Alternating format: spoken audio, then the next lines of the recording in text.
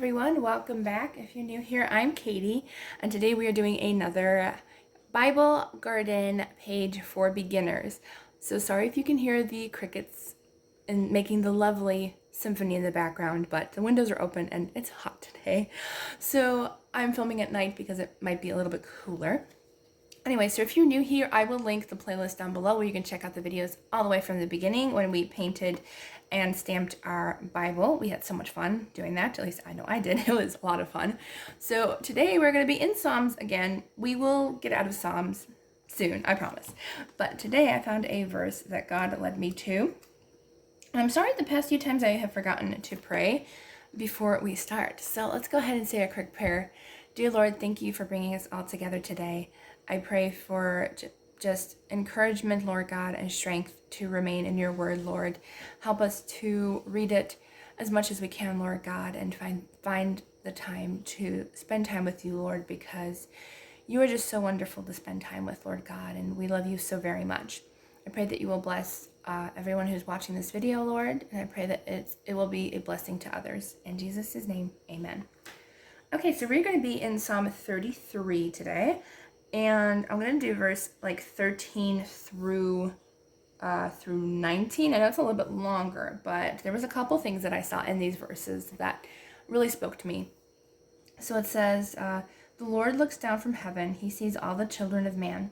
From where he sits enthroned, he looks out on all the inhabitants of the earth.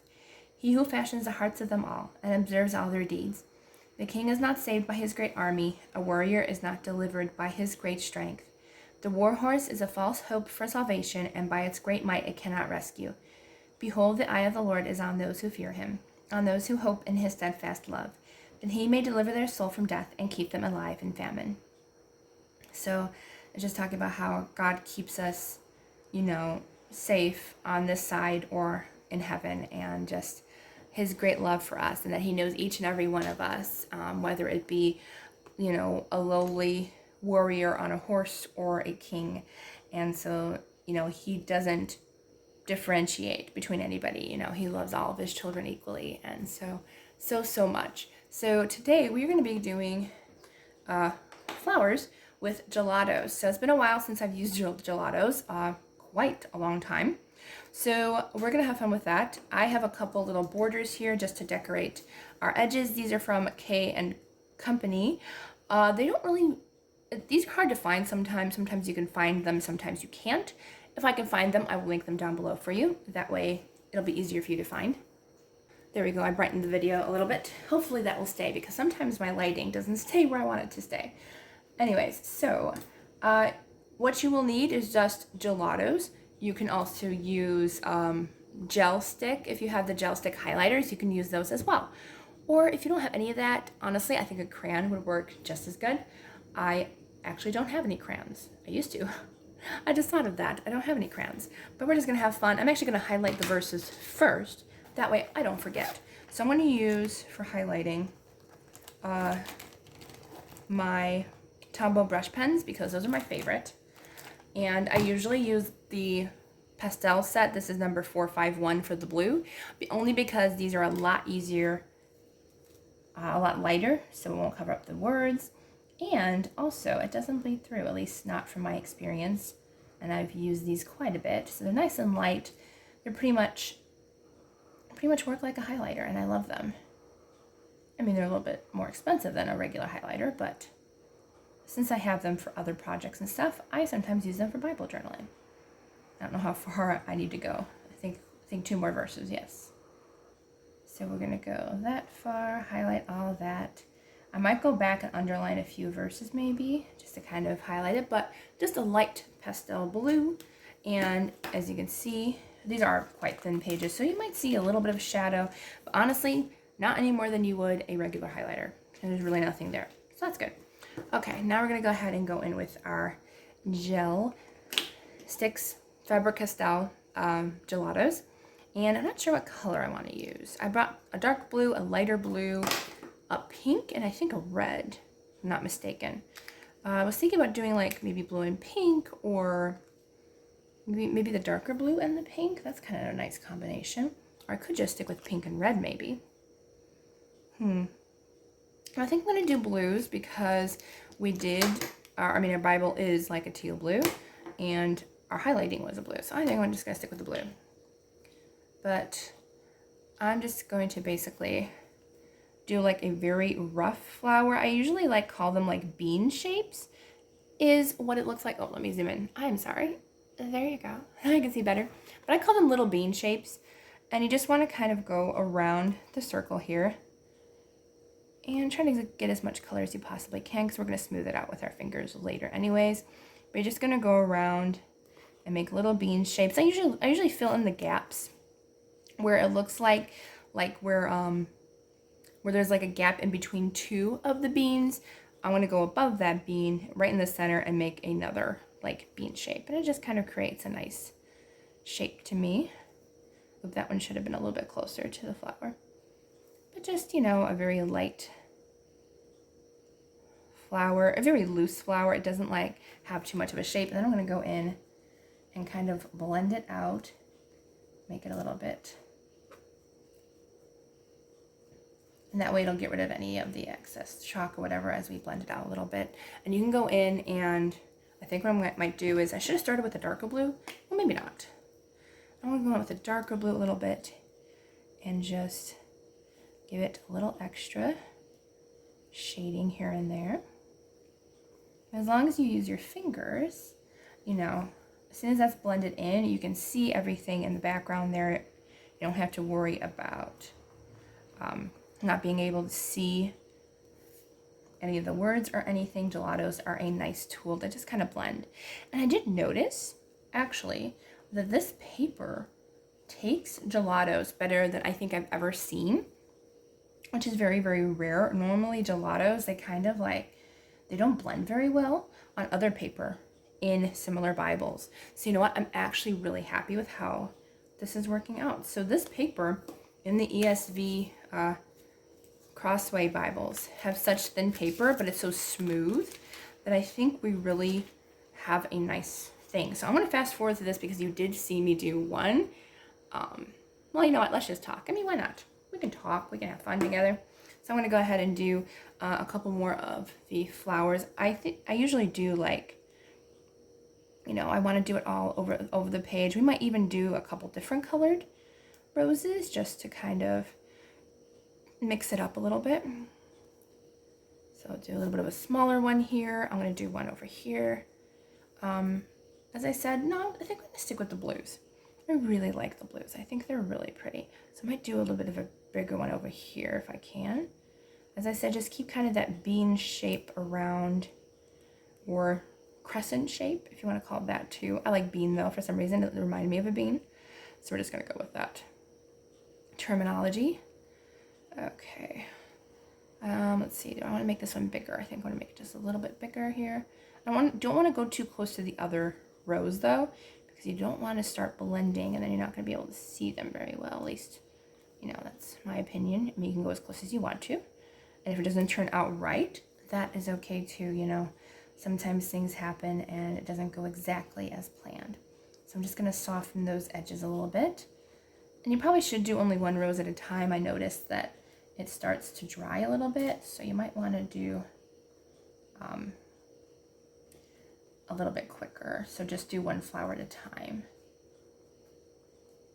Just kind of want to soften those edges a little bit, and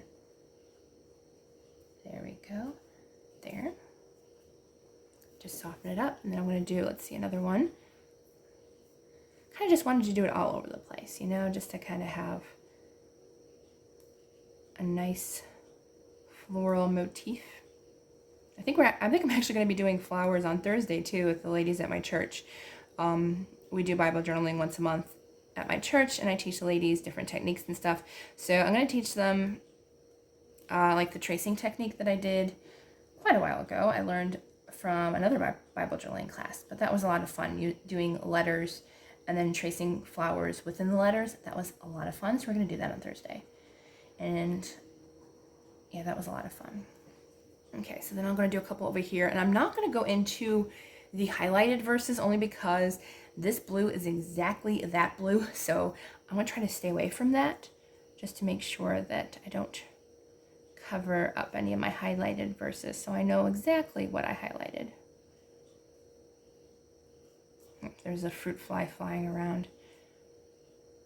The only, bad thing about filming in summer is fruit flies and other critters. All right, so I'm going to smooth out my edges a little bit here.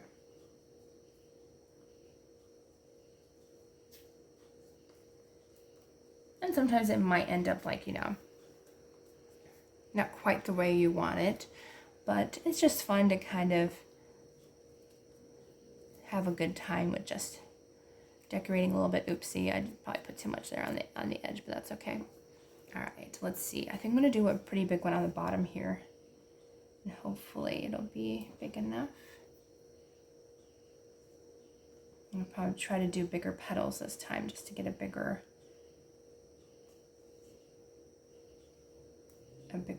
flower here. Oh, so that's the only problem with gelatos. It's kind of hard to just put them down on paper if you want, because it's such a thick gel stick.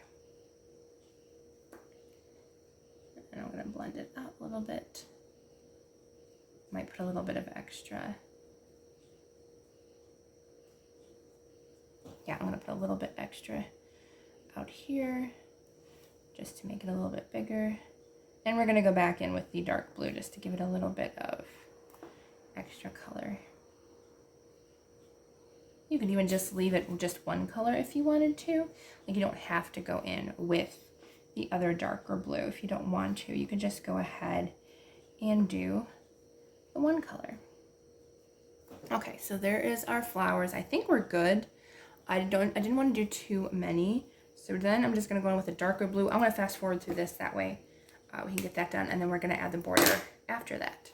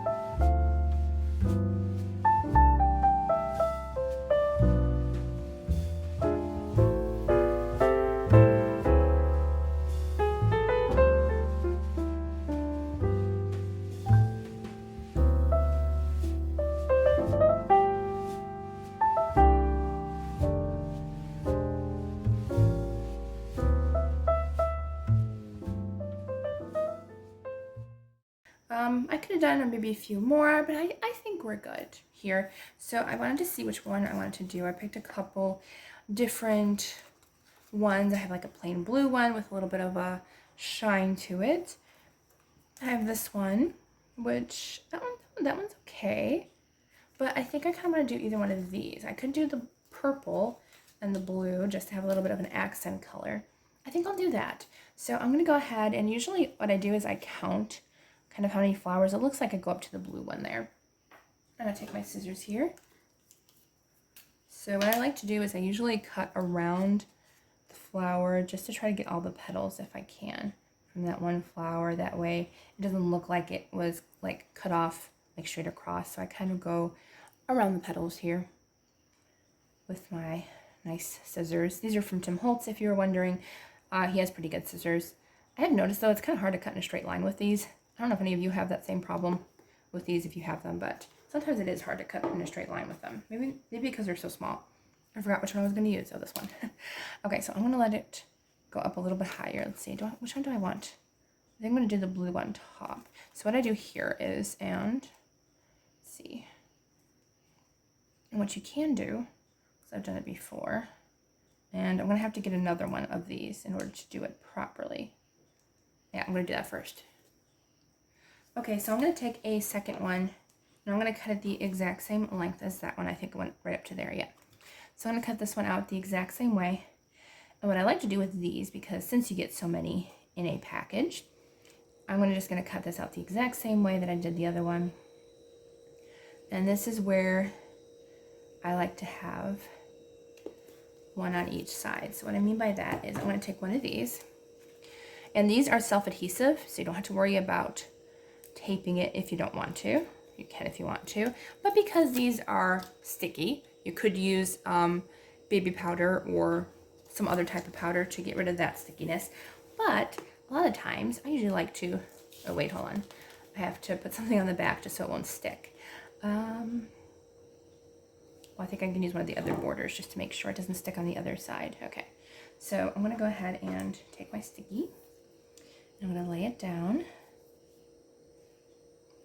right where I want it. I want it just a little bit above the top. But I do have to go actually quite a bit a ways out because I forgot that it does kind of stick out quite a ways, and you want to make sure you don't cover up your words as much as you can. Okay, I think that's good. So we're going to do that. Now what I like to do is I like to flip it over, and I'm going to take this off. Oops. And of course it stuck to that instead of my paper. Of course you did. You silly little flower. Come on. I have to redo that just because it's going to be a problem to me. I don't know why it decided not to stick. It's okay if my paper's a little crinkly on the back. Oh, sometimes it happens. It's like just, that's okay. All right, so we got it stuck there. Now what I'm going to do is I'm going to go ahead and use the second piece that we cut out to match. We are going to put right on the back, right evenly as possible. Some might stick out just because of the shape of the flower or whatever, but I like to do this that way you can see it from either side of your Bible when you open it. Oh, and good. These edges on the other side were quite bigger. So I'm just going to go ahead and lay it down. It won't be exact because, as I said, the flowers are different shapes on opposite sides, and that's okay. If you have one that's kind of more regular, then that won't happen. But there really isn't, honestly, any sticky. Like a little bit right here, you can always cut that off if you want, or as I said, just use a baby powder or just a tissue if you don't have powder. I don't personally have any powder, so just use a tissue to rub off the stickiness. All right, so now we got our cute little border on both sides, so we can go ahead and decorate the other side if you want to. And we have this side, so when you close your Bible, I'm just going to put this ribbon somewhere else, I guess, for now. But we have our pretty roses, we have our border, so when you close it, we have that sticking out. Now it does stick out quite a bit bigger than I wanted to, and what you could do, if you want, you can cut this in half, so that way it's kind of flat on this side, but still has the flower on the outside. But honestly, I mean, it sticks out enough to actually see it. We can go ahead and flip to it and stuff. I don't normally like it sticking out that far, but I personally think it's pretty cute out that far, and we'll be able to see it. We just won't see anything behind it unless we go like that, but that's okay. We put it a little far out, but you know, sometimes it happens. So I think it turned out really cute. It was a lot of fun to do this with you all. I hope you all have a wonderful, blessed day. If you have any questions, just feel free to put them down in the comments. I hope you all have a wonderful day, and I will see you all in the next video.